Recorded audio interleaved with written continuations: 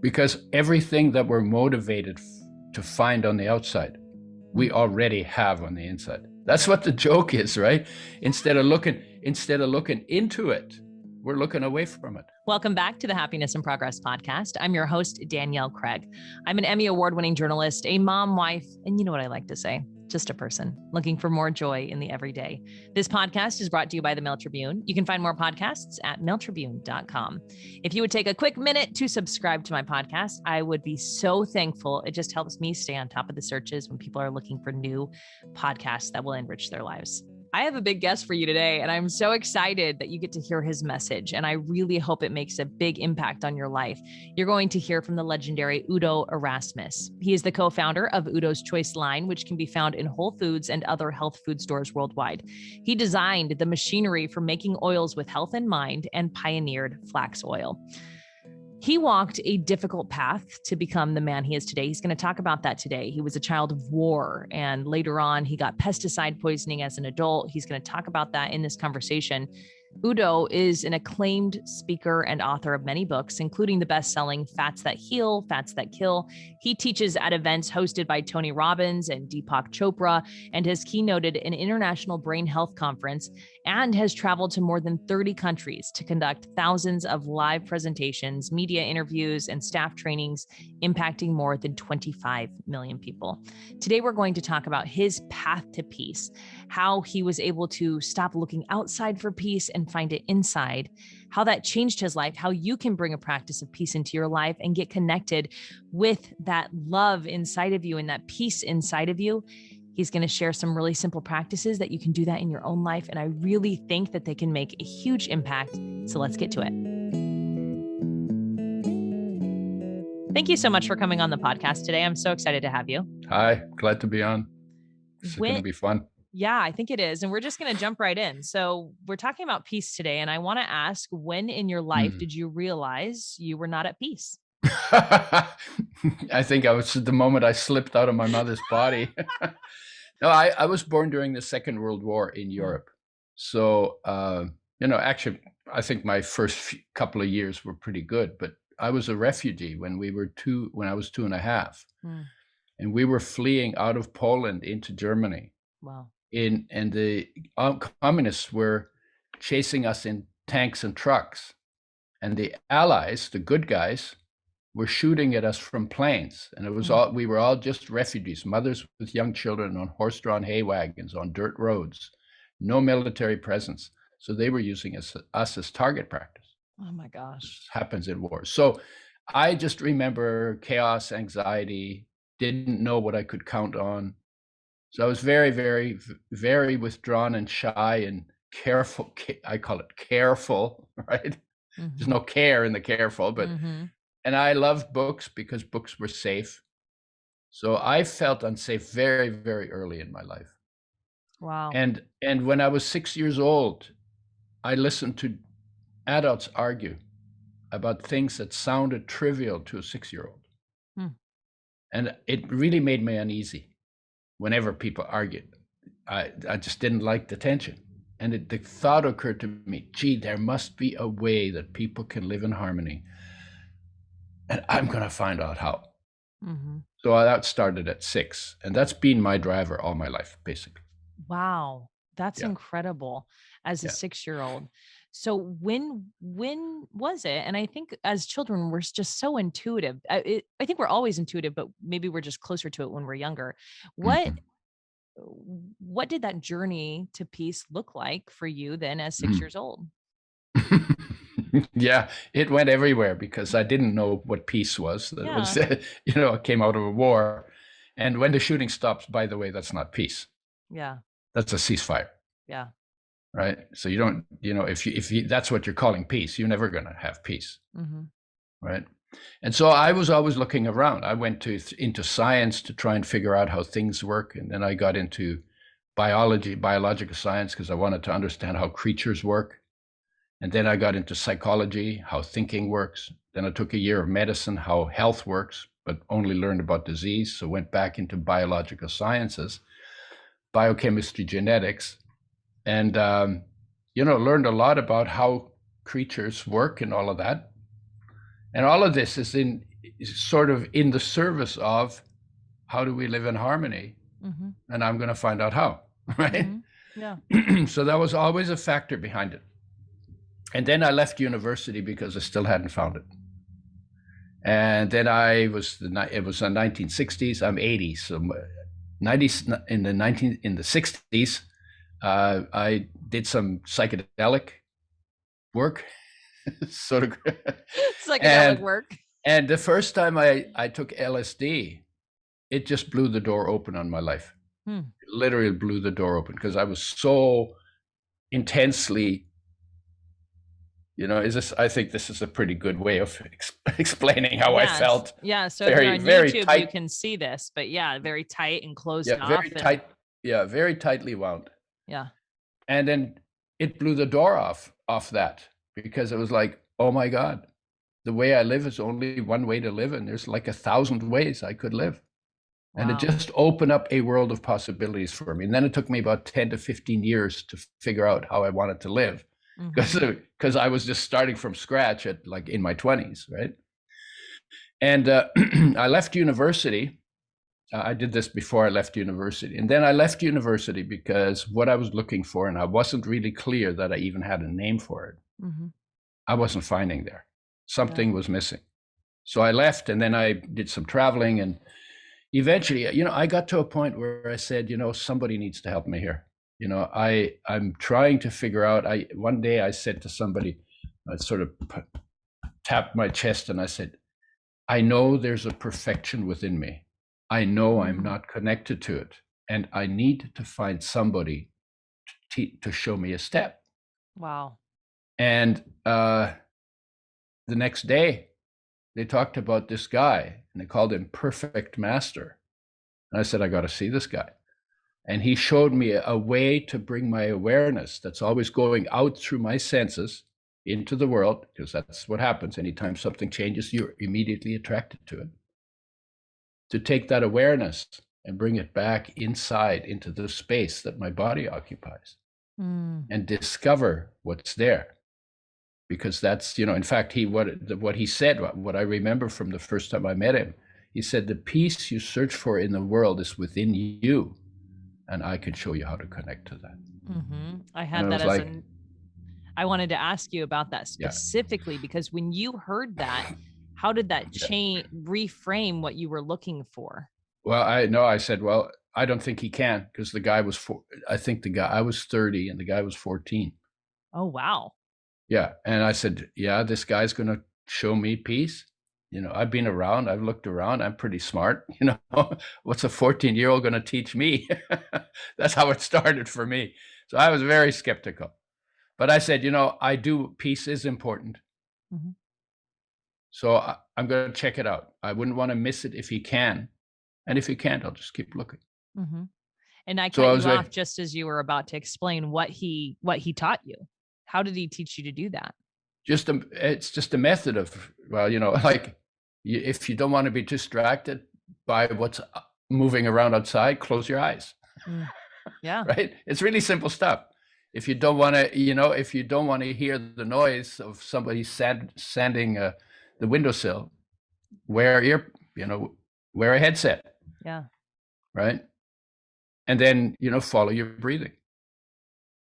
Because there are no thoughts in your breathing. Because the thing that drives us crazy is either we get distracted by things that are changing on the outside, or we're driving ourselves crazy in our head with thinking. Well, there are no thoughts in your breath. So if you want to stop thinking, so you can't stop this thing from thinking, because that's its job. But if you want to, you don't have to be there watching it. So if you bring your awareness just into your breathing in and breathing out, and just doing it lightly, and just being cool about it. In that place, there's no thoughts. So you already have gotten rid of all the anxiety that you get from what if, oh my God, what's going to happen, right? The moment you get out of, the moment you move your focus anywhere else in your body, even your kneecap or your toes, there's no thoughts in your toes, no thoughts in your kneecap. And the peace that we look for is right beside the anxiety and the lack of peace, because they're both within us. Mm-hmm. And so basically he just, so you just find a safe place where you don't have to be distracted. And then you spend time just being quiet and discovering what there is in the space that you occupy. It's actually not complicated. We're filled with peace, and the universe is filled with peace. In fact, the peace is the foundation of your existence, and peace is the foundation of the universe. But the thing is that you don't know that peace is your foundation if you don't experience that peace. And for that, you have to bring your awareness inside, into the quietness of existence. And in that quietness, you discover that the peace you feel is not limited to your body's dimensions. It actually goes from the core of your being all the way out to infinity. Mm-hmm. That's how you know it by experience. Mm-hmm. This is not a theory. This is, you have to become aware of it. Yeah. How did this change your trajectory? How did this change what happened next for you and how you were living your life? Because in the place where there is peace, first of all, it settled me down. And then around that peace is unconditional love, the life that I actually am. We think there were bodies that are with life, but we are actually life in human form. The life, the energy that keeps you alive is unconditional love for your body. It's everywhere present. It's all powerful. It's in your body, and it knows everything in your body. And it takes care of you 24/7 for a whole lifetime. Unconditional love. Even more powerful than mother love. Mother love is really powerful. This is even more powerful. I think that's so important today because there's so much hatred in us, and there's hatred for ourselves, and it spills out to hatred for everyone and everything. Mm-hmm. Why is it so important that we're able to turn inward and tap into that love, that powerful love? Because everything that we're motivated to find on the outside, we already have on the inside. That's what the joke is, right? Instead of looking into it, we're looking away from it. And we're looking for what is in us, outside of us. And guess what? If it's inside of you, then you got to look inside. It's like I have $1 million in my left pocket and I have nothing, just lint in my right pocket. And I put my hand in my right pocket. I refuse to put my hand in my left pocket. And I say, oh, I'm a poor boy. That's how we live our lives, right? Yeah. And then what happened? And then out of that, I got to a point where when I started taking this still time practice, I started feeling cared for. And I was like, oh, it's not about me anymore. I'm good. What needs to be done? Where can I help? What's the biggest splash for good that I can make in the time that I have? That's what changed. Before that, it was always like, I wouldn't do certain things that needed to be done because I didn't see how they could take care of me. So there was always this horse trade, right? And then it's like, and I had this anxiety, of course, what's going to get me taken care of? And I would only do things on the outside that I thought would take care of me on the inside. Wow. That's how it was. It's like all horse trade. And we mostly live like that. If you pay attention, like we mostly live like that. What changed? Okay, I'm taken care of. It's not about me anymore. Now I can help. Now I can do what needs to be done. And then in that feeling cared for, I actually discovered a purpose. And for me, the purpose was I got poisoned by pesticides. That's a whole other story for another time. And I ended up looking for self-help because the doctors don't have anything for pesticide poisoning. And I then got into nutrition and food and nutrition. I had the background in science, but I really got into nutrition and health. And so I ended up finding a purpose in making oils with health in mind instead of making them with shelf life in mind, because they're damaged. They're the most sensitive of all of our nutrients. They're the most damaged of our nutrients. And more health problems come from damaged oils than any other part of nutrition. And more health benefits come from making oils with health in mind, using oils that are made with health in mind, than any other part of nutrition. And, omega-3s and all that. So, and it was like, oh my God, 99% of the population doesn't get enough omega-3s for optimum health. Every cell needs them. They're a nightmare to work with because they're so sensitive.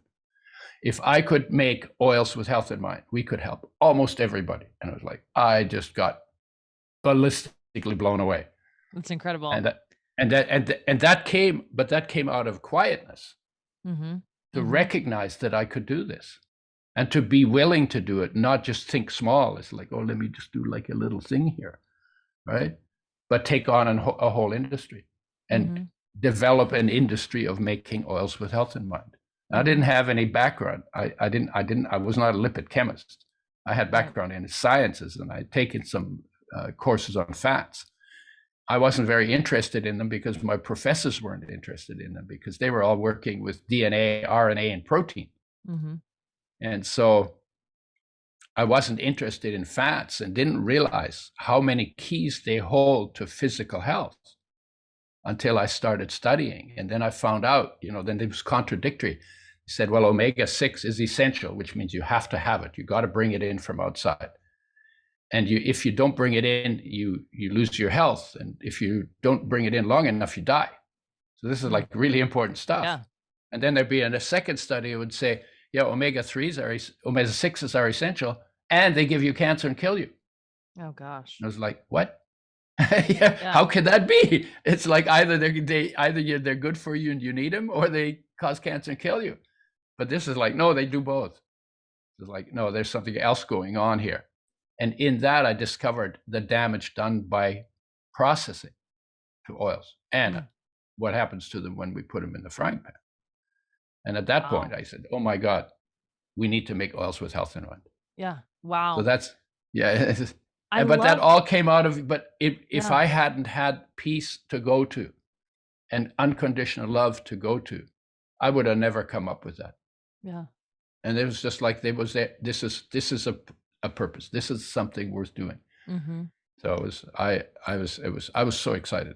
I love the heart transformation that you just described, because you went from, you talked about being tightly wound, and then your heart started opening up first to you and feeling that purpose and the place and the belonging and the unconditional love, and then looking outward and then wanting to share that unconditional love with other people and take care of them and make that impact. That is absolutely incredible. Yeah, but it's a little bit different than that, because it was like, it's automatic. Your state of being comes to expression automatically. Yeah. Wow. If you're angry, that comes to expression, right? And the people around you kind of take off, right? Whatever. Because it's like the sun has a nature, and its nature is to shine. Well, your life is actually sunlight. I don't know if you know that, but solar energy, when it's inside the human body, it's called life. Comes from the foods we eat, the energy, the solar energy that's stored in molecules, in the bonds between molecules. When they get broken down in our cells, that solar energy is released. That's your life, right? It's the energy. It's not a step by step. Yeah, and life's nature, being sunlight, is to shine, right? But when you're in touch not with that unconditional love, whose nature is to shine and to help and to do what needs to be done. When you're not in touch with that, you're in touch with being angry because of what somebody did to you, or whatever it is, whatever the trauma was. When you're in touch with the trauma, then your stories are going to be about your trauma, and you're going to see the whole world painted with trauma. Yeah. Painted with your trauma. Well, And if you find your peace, then you'll see the whole world painted with your peace.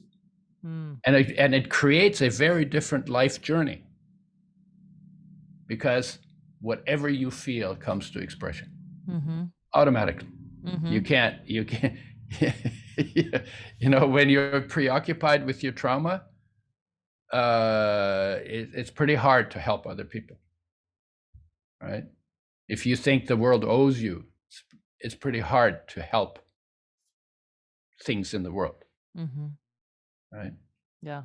So that's automatic. So that's why I say it's not like I came to the conclusion, I had the idea that, oh, let me help more people. No, it was automatic. It's like, I became uninvolved because, okay, I'm good.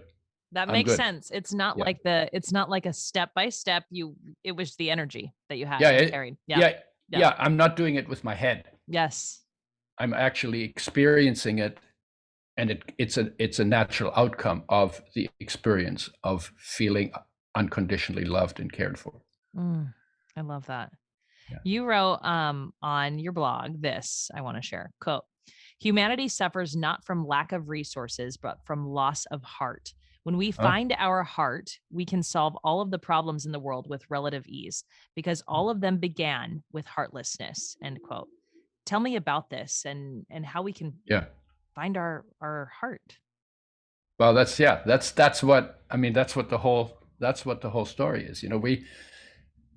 I was involved in the 60s. We were looking at Vietnam War was a big deal, and we talked about environment, and there's so many issues. And I grew up fairly isolated. We lived in nature on a farm without electricity, and we didn't have television for part of my childhood. And so when I came to university, I was pretty naive. And I started looking around, and I got to a point in my 20s, after I left university, that I would look at all the problems that were going on and say, whose fault are those? How did that happen? And the answer always came back to, well, they're my fault. But it wasn't because I created the problem, but I sure hadn't done anything about it. And so it made me look really deeply about what are the causes of the problems. And I got to a point where I said, well, let's see. There are too many problems. I want to deal with them all, but I can't deal with them all. There's just too damn many, right? I think a lot of people feel that way today. Yeah. And then I said, okay, well, I need to find some common denominators. And the first common denominator was this: oh, it's us. We are the only problem on the planet, right? And then it was still too many. That was smaller, but it was still too many. And I said, well, what is it about us? I need to find common denominators. What is it about us that gets us to create so many problems? And ultimately, it came back to that thing: disconnected from ourselves. We don't feel taken care of, so we want something to take care of us, because the drive to feel whole and the drive to feel cared for is the most powerful drive in a human being. And they'll do whatever they think it takes. But we don't know what it takes, so we're trying everything out, and we're trying it all out on the outside, right? So if I kill this person, then I'll feel better. If I get this much money, then by destroying the environment, then I'll feel better. And it just goes on and on and on, right? I'm just using extremes, but everything we do is like about getting to feel more taken care of. And once I feel taken care of, that drive goes away. That thing of I gotta, get out of my way, I gotta, right? That goes away. And I can feel that. I see that in life every single day. I see it on social media, everywhere we look. For someone listening who probably doesn't feel the love and has felt betrayed so many times in their lives, from whatever the source is, what would you say is the first step? Maybe a step they can take today to start turning inward and being able to reach that love. I would say number one, be open to the possibility that what you're looking for is inside you, not somewhere else. that you already have what you're looking for. And the only thing that's missing is, instead of looking into it, you're looking away from it. Okay? So number one, know that it's there. And then number two, ask. Number two, look at whether you actually want that. Because if you don't want it, it's irrelevant. Okay? And then see if you can deepen your need for it, to find out, because if you're not in it, something in you's aching. If your heart aches, it's a feeling, uncomfortable feeling in our chest, right? Happens whenever somebody dies that's close to us, or we lose something that's dear to us, or somebody, we trusted somebody and they betrayed us, right? That feeling is not about the person who betrayed us or the person who died or whatever it is that triggered it. That's just the trigger. That ache actually is your heart calling your attention to come back home to life. And that ache began not long after birth. Because before we were born in our mother's womb, we were basically in deep meditation for 9 months. There was nothing to do, nowhere to go. Everything was taken care of, pretty safe, right? And we weren't bored. We were just hanging out I call it the Buddha tank, right? The Buddha tank, yes. We just hung out in the Buddha tank, and and sometimes when you see pictures of, fetuses, little smile comes on their face, a little benign smile, right? And they're just hanging out. And so because there was nothing to do and nowhere to go, the focus of their awareness was at rest inside, in its source, in life, in peace and in unconditional love. Yeah. They didn't have words for it. They didn't know who their mother was. There were no ideas, right? But there was that. So they were in that state. And then we came out and had to get to know the world. So our awareness went out through our senses into the world to get to know the world. Why? Because when something changes, it's a survival issue. Is it friend? Is it foe? Is it irrelevant? So you have to make a very quick assessment. And you do that by being attracted to it, right? This is all built into us because, imagine that was built into us. How cool is that? Right? Yeah. But then we get caught out because we're always looking on the outside, and we disconnect from inside. And that's where heartache begins. Heartache is actually the result of our disconnection from our own being. Wow. And then what we do is we look for substitutes. So maybe I'm in love with you, and you're my substitute, and I hope you're going to make me happy. If I'm not happy, don't get involved with me because you can't make me happy. Right. Yeah. It doesn't come from someone else. Yeah. It doesn't come from outside. And you're outside in that sense. Right?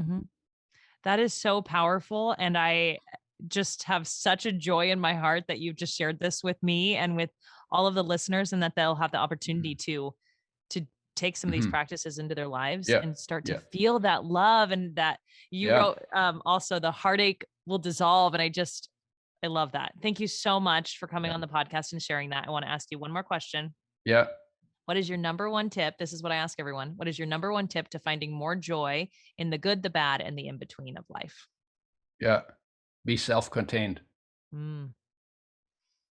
Be more self-contained. I interact in the world a lot. I give public talks all the time, so I'm very interactive, but not at the expense of being present in my own space. Right? Yeah. So you know that it's there. It's right beside of all the things that are not it. Start the stillness practice every day, just like you go to the bathroom, just like you go and have breakfast. Spend some time quietly in that stillness, cultivating that stillness, deepening your experience of that stillness, in which you find your peace and your unconditional love and your purpose. Mm-hmm. Yeah. Changes everything. When I first started meditating, I said that it felt like I was on a different plane of existence, that there was something that I had been missing out on this whole time. Yeah. Thank you so much for coming on the podcast. I really appreciate your time. Well, thank you for having me. I think what you're doing is amazing. I hope you enjoyed this conversation. And I have some exciting news. Udo is giving you a free course on total mental health. You'll find the link in show notes. Just when you get there, make sure to enter the code Your Gift from Udo. You will be able to get this for 6 months. So if you're listening now in July, you'll be able to get this through late December. So if you're listening afterward, I'm sorry, but you can still find the link to access the information, and you'll find all of his links as well. I want to thank you so much for being here on Happiness in Progress.